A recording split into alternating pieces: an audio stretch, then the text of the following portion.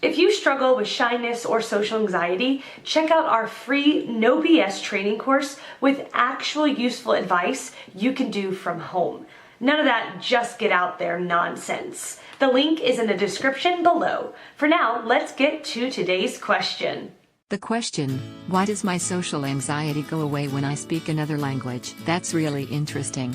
I know MRI scans of language learners have shown learning a language builds areas of the brain, even specific parts depending on how readily the student learns.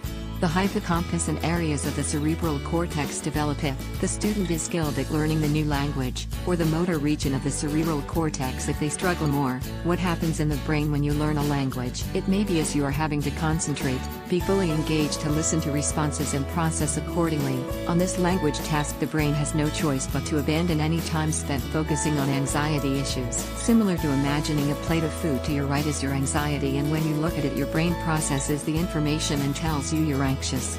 On your left, and far enough away so you can't see, but the food on your right, is the language learning.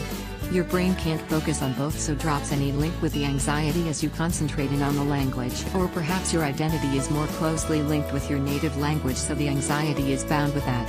Whereas the language learning area is fresh territory, your comprehension means you're thinking in a new language, not associated with the anxiety or linked directly to you. It's definitely a positive, and I'm happy you've found a way of alleviating your anxiety.